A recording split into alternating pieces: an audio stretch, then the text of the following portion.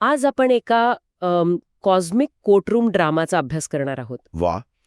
एका बाजूला आहे सृष्टीचा निर्माता हं. आणि दुसऱ्या बाजूला आहे त्याचा सगळ्यात तेजस्वी, सगळ्यात विश्वासू दूत. पण आता तो विश्वासू राहिलेला नाहीये. बरोबर. हाच दूत आता निर्मात्यावर एक गंभीर आरोप लावतोय.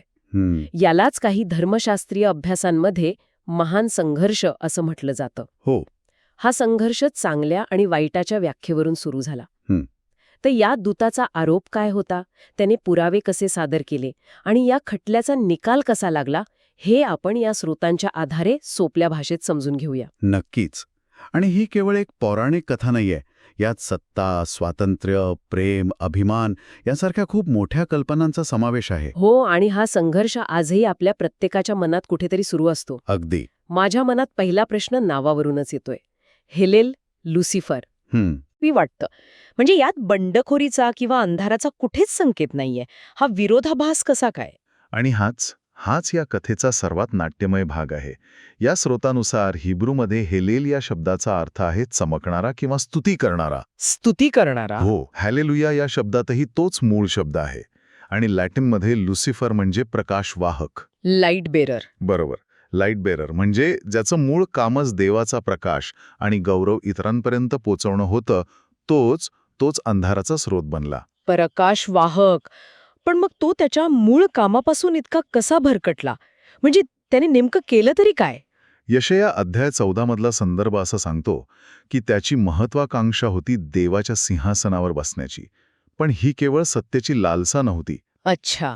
त्याने देवाच्या शासनाच्या मूळ पायावरच हल्ला केला. देवाची शासन पद्धती ही प्रेमाच्या आज्ञेवर आधारित आहे. म्हणजे सृष्टीतील प्रत्येक जीवाने एकमेकांवर प्रेम करावं हीच देवाची मूळ आज्ञा आहे. म्हणजे त्यानं थेट देवाच्या अधिकाराला आणि चारित्र्यालाच आव्हान दिलं. अगदी. पण त्याचा युक्तिवाद काय होता? केवळ मला राजा व्हायचंय असं म्हणून तर कोणी त्याच्या बाजूने गेलं नसेल की नाही? नाही. आणि त्याचा युक्तिवाद खूप हुशारीचा आणि आकर्षक होता. त्याचा मुख्य आरोप हा होता की देवाने दिलेली प्रेमाची आज्ञा पाळणं सृष्टीतील जीवांना शक्यच नाही. शक्यच नाही. हो. देव अशी आज्ञा देतो जी कोणी पाळूच शकत नाही आणि मग ती मोडल्याबद्दल त्यांना शिक्षा देतो. त्याच्या मते देव असं करून खोटं बोलतोय आणि एक प्रकारे हत्यारा ठरतोय. अरे देवा, हा तर खूपच गंभीर आरोप आहे. म्हणजे देवाचा कायदाच सदोष आहे आणि देव स्वतःच एक जुलमी शासक आहे असं त्याचं म्हणणं होतं. अगदी तसंच. त्याने देवाला एक अत्याचारी राजा म्हणून चित्रित केलं. त्याचा युक्तिवाद असा होता की जर देवच सृष्टीला असं बनवत असेल की ते प्रेम करूच शकणार नाहीत आणि मग प्रेम न केल्याबद्दल शिक्षा देत असेल, तर तो देव नाही तर एक क्रूर खुणी आहे. हा तर देवाच्या चारित्र्यावर केलेला थेट हल्ला होता. हो. पण ऐकणाऱ्याला असाही प्रश्न पडू शकतो की त्याच्या युक्तिवादात काही अंशी तथ्य होतं का? म्हणजे जर देव सर्व शक्तिमान आहे तर तो अशी सृष्टी का बनवू शकला नाही जी प्रेमाची आज्ञा सहज पाडू शकेल? यावर हे स्रोत काही प्रकाश टाकतात का? खूप चांगला प्रश्न आहे. या अभ्यासानुसार याचं उत्तर स्वातंत्र्य या संकल्पनेत दडलेलं आहे. स्वातंत्र्य. हो. प्रेम हे कधीही जबरदस्तीने करता येत नाही.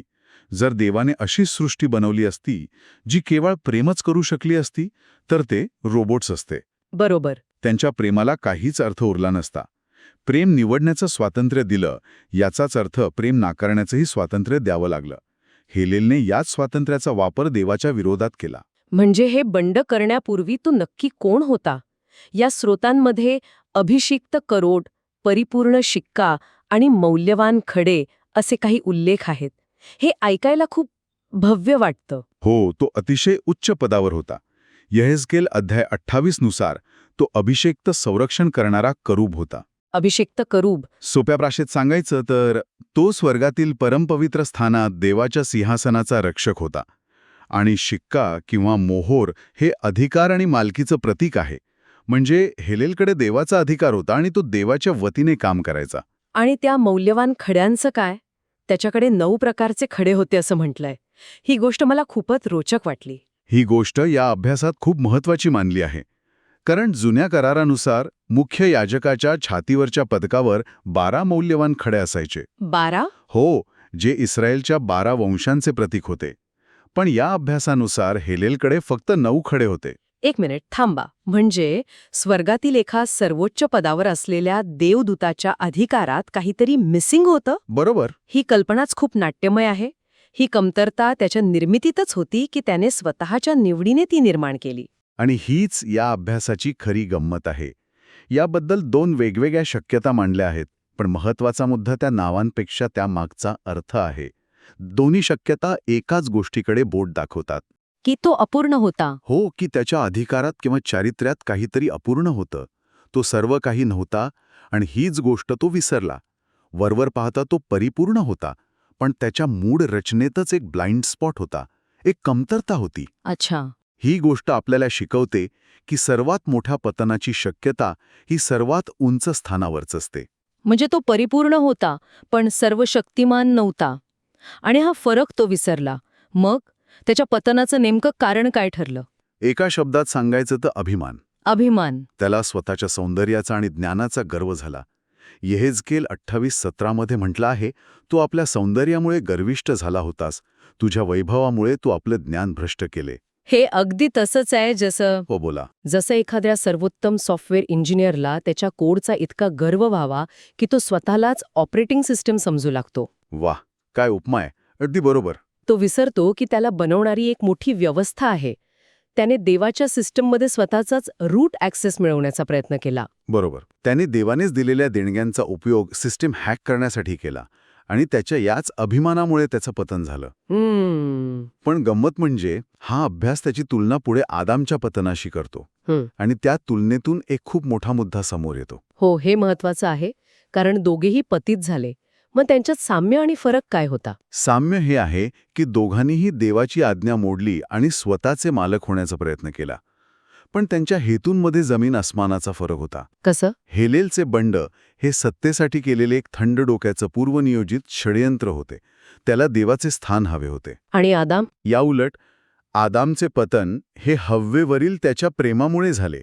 जेव्हा हव्वेने फळ खाल्ले तेव्हा तिला गमावण्याच्या भीतीपोटी त्याने देवाची आज्ञा मोडली. त्याचा उद्देश हव्वेसोबत राहणे हा होता, देवाचं सिंहासन बळकावणे हा नव्हता. म्हणजे थोडक्यात सांगायचं तर एकाचं पाप प्रेमाच्या चुकीच्या दिशेमुळे झालं तर दुसऱ्याचं पाप शुद्ध अहंकारापोटी झालं. अगदी. आणि याच हेतूतील फरकामुळे एकाला क्षमेची संधी मिळते तर दुसऱ्याला नाही. हा या अभ्यासाचा गाभा आहे, बरोबर? अगदी बरोबर पकडलंस. आदामने देवाला नाही तर हव्वेला निवडले. त्याचं कृत्य प्रेमापोटी घेतलेल्या चुकीच्या निर्णयातून आलं होतं, द्वेषातून नाही. तर हेलेलने मात्र स्वतःलाच निवडले. त्याचं कृत्य शुद्ध स्वार्थ आणि अभिमानातून आलं होतं. त्यामुळे या स्रोतांनुसार त्याच्यासाठी परतीचा मार्ग नव्हता. जर त्याचा युक्तिवाद इतका हुशारीचा होता आणि त्याने देवाच्या चारित्र्यावरच हल्ला केला तर मग या बंडाचे परिणामही तितकेच मोठे असणार. स्वर्गात नेमकं काय घडलं? परिणाम खूप विनाशकारी होते. हेलेलला म्हणजेच सैतानाला देवाच्या पवित्र पर्वतावरून खाली टाकण्यात आले. त्याने आपले अभिषिक्त करूब हे पद आणि अधिकार गमावला आणि तो एकटाच पतित झाला नाही. अच्छा, त्याच्यासोबत इतर देवदूतही होते. त्यांची संख्या किती होती यावर काही अंदाज आहेत का? यावर 2 मुख्य अंदाज लावले जातात. प्रकटीकरण 12:4 नुसार सैतानाने आपल्या शेपटीने आकाशातील ताऱ्यांपैकी 1/3 तारे ओढून पृथ्वीवर टाकले. 1/3? हो. काही जण याचा अर्थ लावतात की देवदूतांपैकी 1/3 गट त्याच्या बाजूने गेला आणि पतित झाला. आणि दुसरा अंदाज? दुसरा अंदाज आकड्यांपेक्षा प्रतिकात्मक अर्थावर जास्त भर देतो. तो म्हणतो की कदाचित 12पैकी 1 गट पतित झाला असावा. 12पैकी 1? हो. ही तुलना येशूच्या 12 शिष्यांपैकी एक यहुदा जो पतित झाला त्याच्याशी किंवा इस्रायलच्या 12 वंशांपैकी दान वंशाचे नाव वगळले आहे त्याच्याशी केली जाते. मुद्दा आकड्यांचा नाही, तर मुद्दा हा आहे की स्वर्गात एक मोठी फाळणी झाली. आणि तेव्हापासून देवाची प्रेमाची शासन पद्धत आणि सैतानाची स्वार्थाची पद्धत हा महान संघर्ष सुरू झाला. अगदी. या स्रोताचा निष्कर्ष असा आहे की प्रेमाची आज्ञा केवळ देवाच्या कृपेनेच पाळता येते. जो कोणी स्वतःच्या सामर्थ्यावर जगण्याचा प्रयत्न करतो तो ती आज्ञा मोडणारच. कारण स्वतःला प्राधान्य देणे हेच प्रेमाच्या विरुद्ध आहे. बरोबर. आणि तो स्वतःसाठी व इतरांसाठी दुःखच निर्माण करणार. तर या कॉस्मिक कोर्टरूम ड्रामामध्ये सैतानाने देवावर आरोप लावला की तुझा कायदा अशक्य आहे आणि तू एक जुलमी राजा आहेस. मग या आरोपाला देवाने उत्तर कसं दिलं? या अभ्यासानुसार देवाच्या बाजूचा अंतिम पुरावा कोणता आहे? आणि हा या अभ्यासाचा कळस आहे. सैतानाच्या आरोपांना देवाने शब्दांनी उत्तर दिलं नाही. या अभ्यासानुसार देवाचं उत्तर होतं क्रूस म्हणजे सैतानाने एक तात्विक तोंडी आरोप केला, पण देवाने त्याचं उत्तर शब्दांत नाही तर एका प्रत्यक्ष कृतीतून दिलं. हा फरक खूप महत्वाचा वाटतोय. हो, आणि तोच निर्णायक मुद्दा आहे. क्रूसावर येशूने स्वतःच्या इच्छेऐवजी पित्याच्या इच्छेला शरण जाऊन आणि इतरांसाठी स्वतःचा जीव देऊन हे सिद्ध केलं की प्रेमाची आज्ञा पाळणं शक्य आहे. अच्छा. सैतान म्हणाला होता की कोणीही निस्वार्थपणे प्रेम करू शकत नाही. प्रत्येकजण स्वतःचाच विचार करतो. क्रूसाने त्या आरोपाला कृतीतून उत्तर दिले. ते देवाच्या चारित्र्याचं अंतिम प्रदर्शन होते की तो जुलमी नाही तर स्वतःचा जीव देण्याइतकत प्रेम करणारा आहे. तर आज आपण एका बंडखोर देवदूताच्या कथेतून प्रेम, स्वातंत्र्य, अभिमान आणि कृपा यांसारख्या मोठ्या संकल्पना पाहिल्या. हा संघर्ष केवळ स्वतःसाठी जगण्याची इच्छा आणि प्रेमातून इतरांची सेवा करण्याची इच्छा या दोन मूलभूत प्रवृत्तींमधला आहे. आणि हा केवळ एक प्राचीन स्वर्गातला संघर्ष नाही.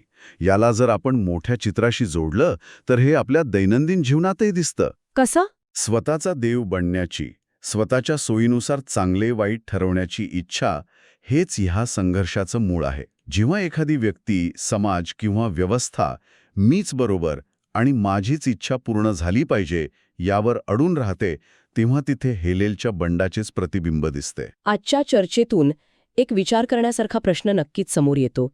या स्रोतांनुसार हेलेलचं मूळ काम देवाचा प्रकाश आणि प्रेम इतरांपर्यंत पोहोचवणे होते. तो प्रकाशवाहक होता. हो, त्याच्या पतनानंतर हे काम आता मानवाला दिले आहे असं म्हटलं जातं. तर आपल्या स्वतःच्या आयुष्यात, आपल्या प्रभाव क्षेत्रात देवाच्या गुणांचे प्रतिबिंब किंवा शिक्का बनून राहणे म्हणजे नेमके काय? यावर नक्कीच विचार करण्यासारखा आहे.